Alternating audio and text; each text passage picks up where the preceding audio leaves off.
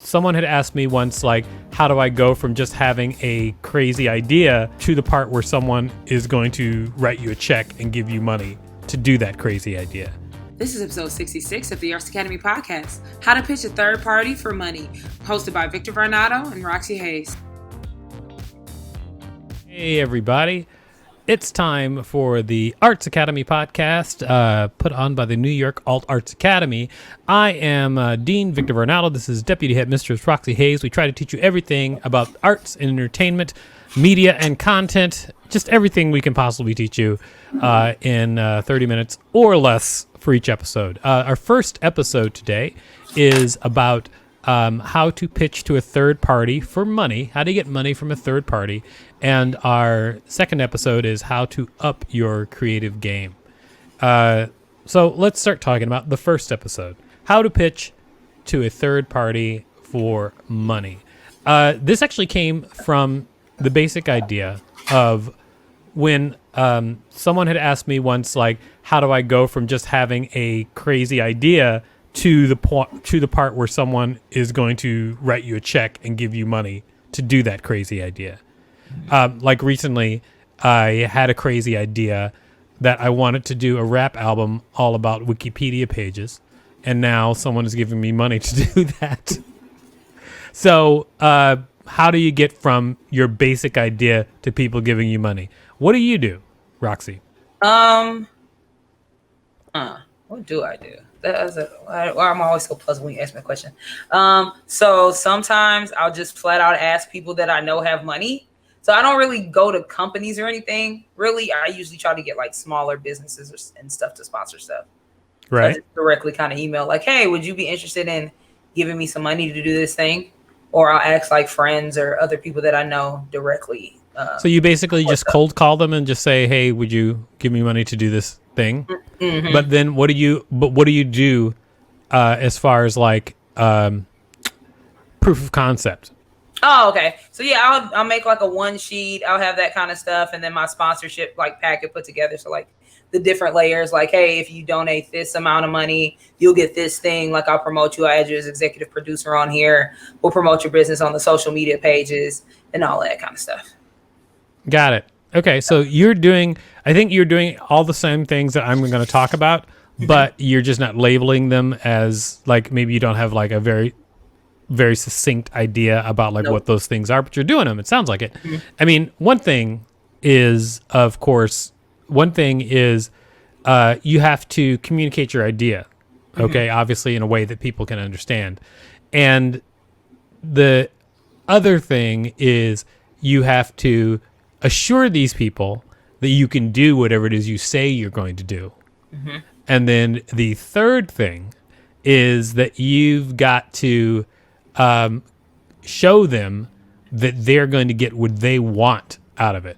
And so just making something entertaining isn't enough. It's basically, I'm going to make this entertaining thing. It will help grow your brand or bring people to your site or create a buzz and people are going to want to watch it or sell your product or whatever it is that they want. You have to show them that it's going to do that. And so I just want to talk about those 3 steps in one way or another. So first of all, communicating your idea. Mm-hmm. Okay, so very basic. You wake up in the morning and you say to yourself, hey, I got this great idea for a web series, all right? It's a web series where I'll go around and I interview people, and then it's funny interviews about clothes because people don't know enough about clothes, and so I'm just going to interview people about clothes. All right, so that type of idea is hard to communicate. I mean, if I were the company who wanted to pay for that, like if you were coming to me and you wanted me to pay for you going around and interviewing people in a funny way about fashion, then there's a couple of things that I would want from you.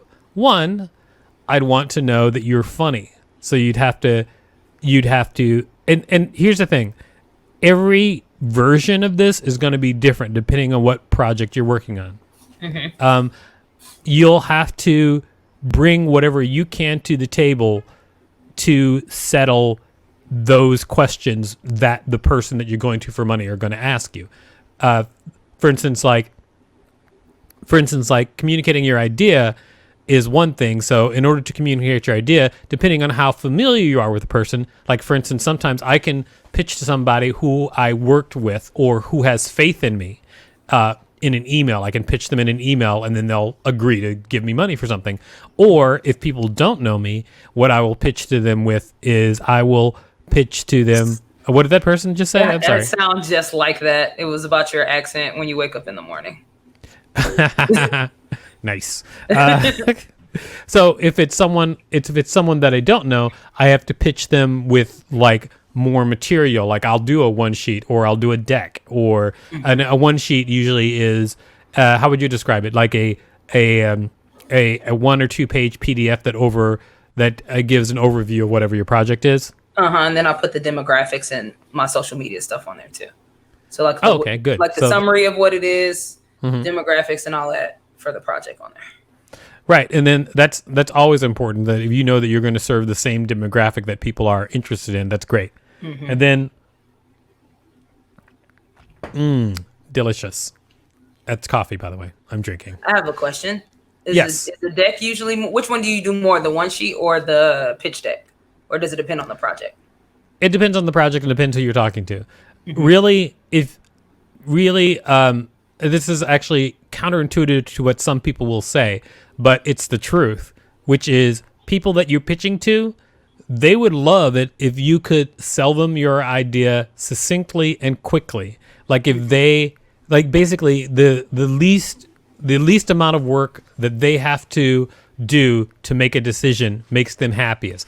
If they're like having to answer questions to themselves like, can this person do what they say they're going to do? Are they going to be funny? What's the production quality going to be like? If they have to go back and ask all those questions, then it's harder for them to make a decision and they're less likely to give you a yes.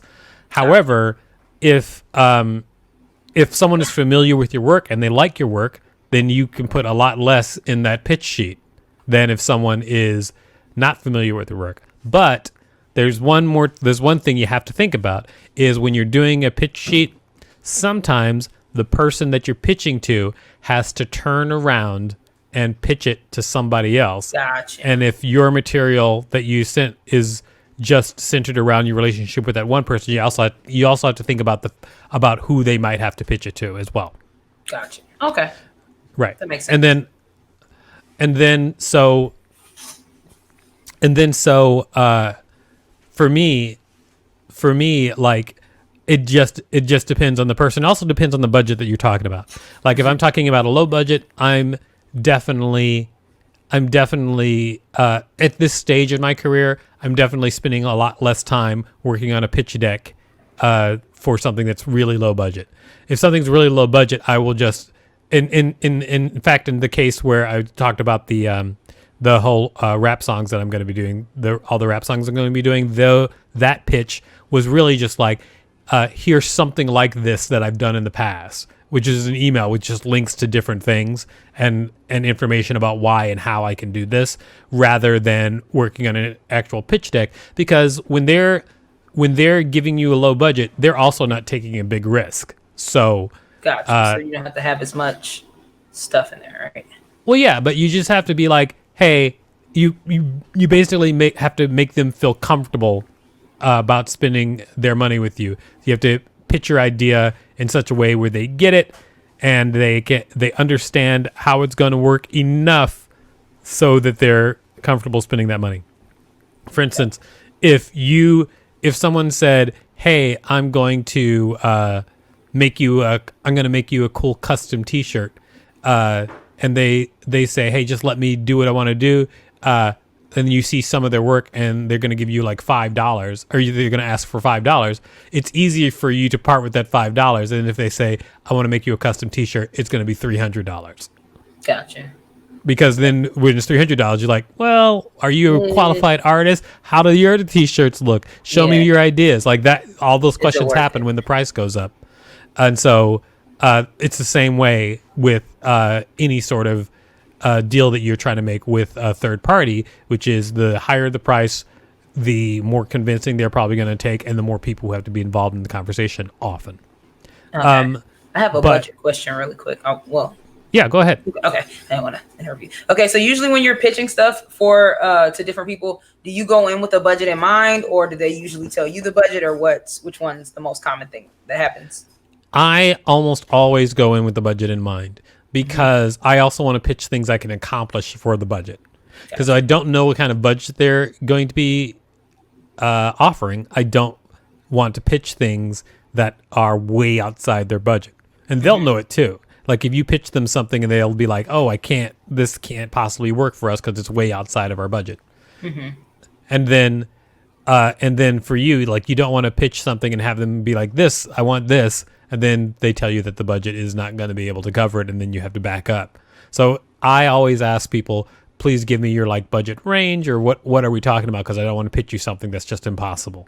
Gotcha. And then I'll say to them, you know, this. I've done this kind of thing for this much money. I've done this kind of thing for this much money. What's your real budget? What are you really talking about? Gotcha. Okay. And that usually will get people to tell you their budget range, and then you can always ask for a little bit more than that range because they'll always tell you lower, and then you'll come to a conclusion at the end, which everybody can work with, but nobody's particularly super happy about. Gotcha. Okay. We have a question.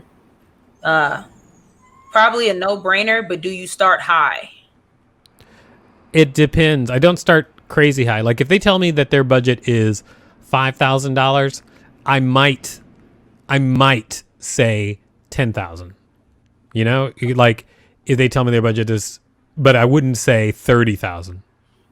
Okay. It just depends on the client and kind of like the feel of the conversation. But I'll have no problem saying that I need more money to do something, especially if I need more money to do something. Sometimes I just want more money, but if I actually need more money to do something, I have no problem saying that, because if I need more money, I can always break it down and be like, this is what we'll be spending the money on. So let's like do something that's worthwhile. And if they balk at that, then I usually try to salvage the project, but just say, oh, we can work within these constraints if you want it to be low. If you want it to be low budget, I tell them, oh, we can take this away and that away. But you don't want to get into a situation where you're trying to offer $100,000 worth of work for, $50,000. You don't want to do that. If you can avoid it. I'm going to put that in there. That would be a good episode on how to come up with a budget and what stuff you need to include when you're trying to figure out your budget. Yeah, it depends really on like what you're working on. Like for me, like I always come up with budgets. Like I look at things where I can provide production value to something without spending a lot of extra money. If people have very low budget, then I try to figure out ways to work around that budget, but still give them something special. We can talk about that at another time. Yeah, that's a whole episode. I put it in the notes. Yeah, that probably could be a whole episode. But first of all, communicating your idea is the first thing. Communicating your idea with either one sheet or communicating your idea with a deck. But then, so that's part one, which is communicating your idea in such a way that people can understand it. Obviously, one of the easiest ways to communicate your idea is to do a sample of that idea. If you have a sample of that idea, then like it would be very easy for you, Roxy, to go to somebody and say, hey, do you want me to hey, will you pay me to make a rap song about your video game? Because you've got an EP about video games where you're rapping on it. That sounds great. So that would be easy for you to pitch to somebody because you already have an example. And so, I mean, that is probably the best way to communicate your idea if you've already got something like that. I mean, for me, like this thing that I pitch, I had actually just made a zero budget version of one just for the hell of it at one point. Mm-hmm. And luckily they came back and was helpful to me at this point. Then the number two thing is letting people know, like the number two concern about people who are going to give you money is they want to know whether or not you can actually complete whatever it is you're suggesting, whether it's a book or it's a video, a feature film, a web series, whatever it is. They want to know that you can complete that task before they are going to give you money. Again, obviously, the easiest way to do this is to have done that before, and show them that you've done that. However, if you can't do that, you can't show them that you've done it before, then one of the best things to do is to partner with somebody who's done it before. And if you partner with somebody who's done it before, or have the counsel of someone who's done it before, that will often alleviate the fears that a company might have before they want to give you money. Because here's often how things are structured with companies when you're working with, I would say, with like a lot of money. Like I did a deal about a year ago where we got about $300,000 to do something, okay? And the deal was structured where we got a third of the money up front, a third of the money when the project was delivered, and a third of the money a little while after they had released it, okay? So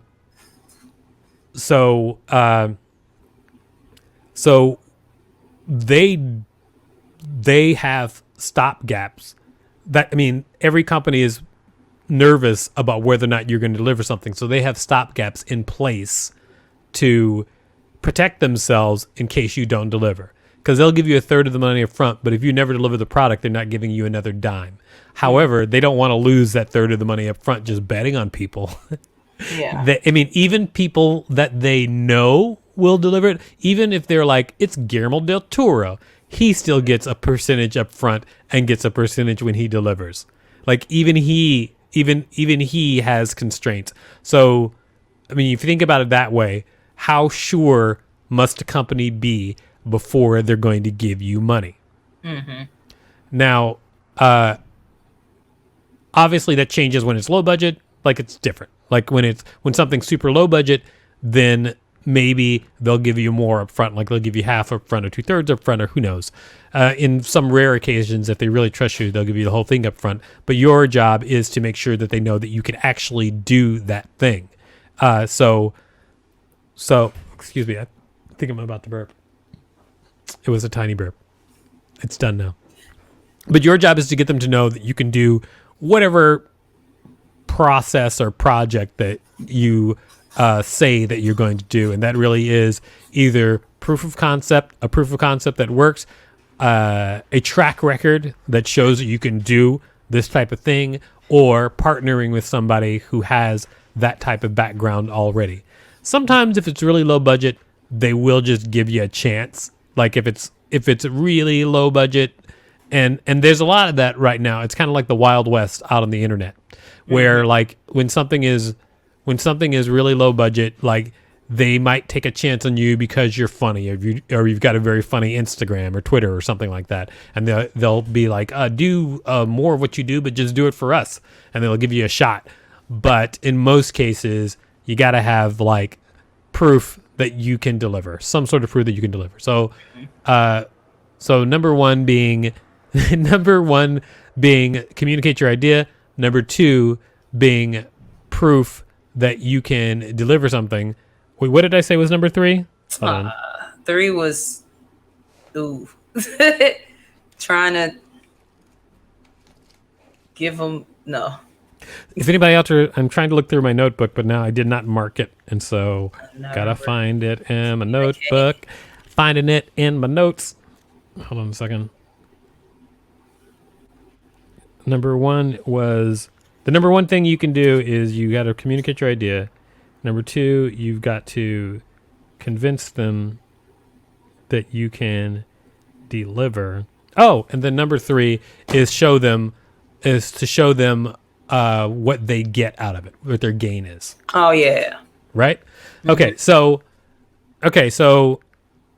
I mean, basically these three things together are, if people generally like your idea, they're going to say yes, because people want to say yes. And that's a part that we don't talk about a lot, as far as like when you're trying to make deals with people.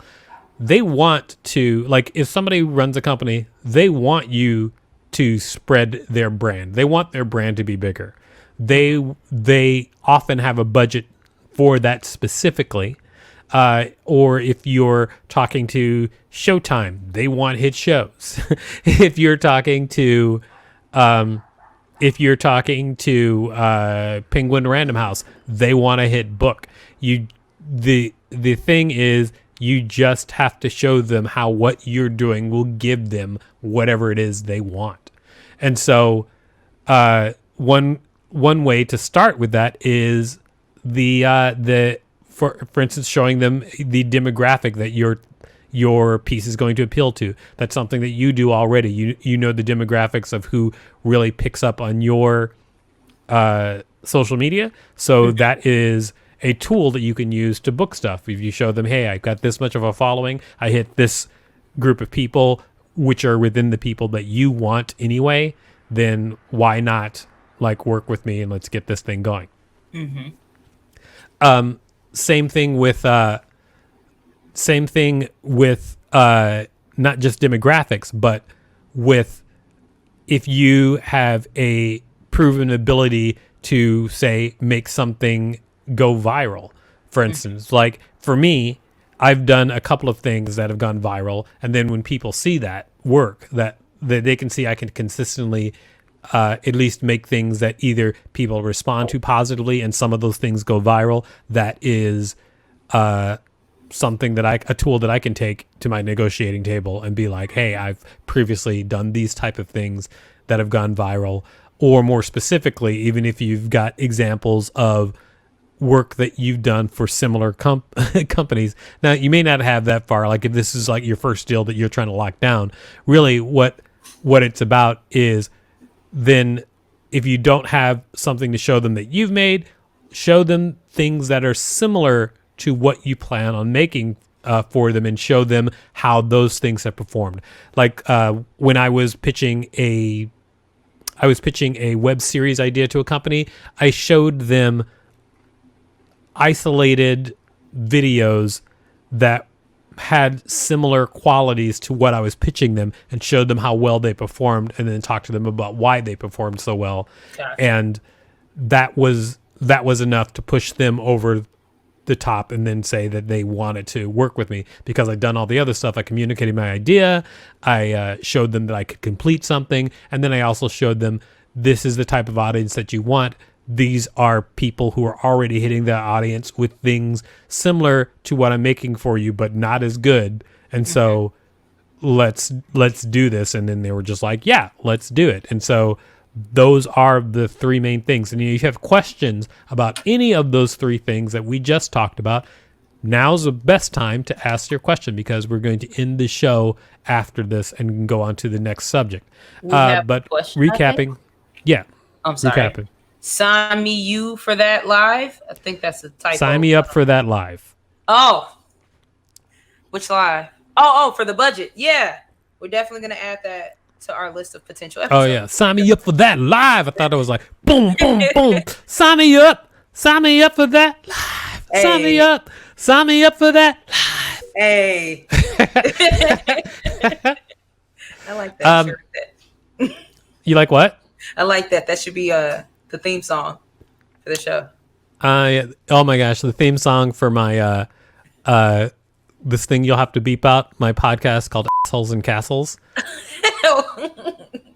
The theme song for that is because it's my own RPG game, my own Dungeons and Dragons game. Oh, that game you work? Yeah, it's called Assholes and Castles.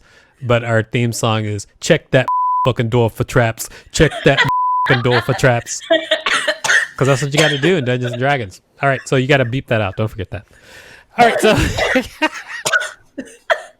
so let's recap. Number one, make sure that you communicate your idea with either tailor your communication to the person that you're trying to pitch to. So either it's A great email. That's one way. It could be a one sheet, which is an overview of what you've done, an overview of the idea and maybe how it's going to be executed, the demographics. It could be a deck. A deck is usually longer and goes more in depth. Sometimes decks even have like how it breaks down minute by minute for an episode of something, if it's a web series, or case studies on the type of audience that it might hit. Like a deck tries to answer all the questions that it can have, and is usually several pages long. And then the third thing is to show them how they're going to get what they want out of the deal. Like you're going to show them that you're going to spread their brand's name, or you're going to show them that you're going to be a hit show and have a lot of audience, like whatever it is that they want from the deal, or it's going to sell their product or whatever, you're going to show them how it's going to do that. And then if you can do those three things, you delete that barrier of them saying yes to you. That's what you want to do. You want to make it very easy for people to say yes to you. And the easiest way to get people to say yes to you is to make sure you take care of their biggest questions at the top. So good luck, everybody. And if you want to check us out, sorry, it is a cat. Here it is. Get off there. Okay. So if you want to check us out, we are at altartsacademy.com and Alt Arts Academy on all social media. You can also find us at the artsacademypodcast.com. There's just so many .coms. One is the school, one is the podcast. And also every 2 weeks we have a absolutely free workshop where we teach you something. The next workshop we're going to teach is about how to write a vlog. We did one on how to edit a vlog. Now we're going to do one on how to write a vlog. You can see that Roxy is doing her mime over there. Helps. Great mime, Roxy. Thank you so much. So we'll talk about how to write a vlog. And I think this is a really good class because when people want to create a vlog or a blog and they have to do like a whole bunch of them, sometimes they have a hard time figuring out just like how they're going to keep writing things, how they're going to come up with subjects. And we're going to show you one, easy ways to come up with subjects for writing vlogs, and two, an easy way to structure your vlog so that they're each unique, but they're easy to produce. All right, so tune in for that, everybody. That is the end of this podcast episode. You've been great. Thumbs up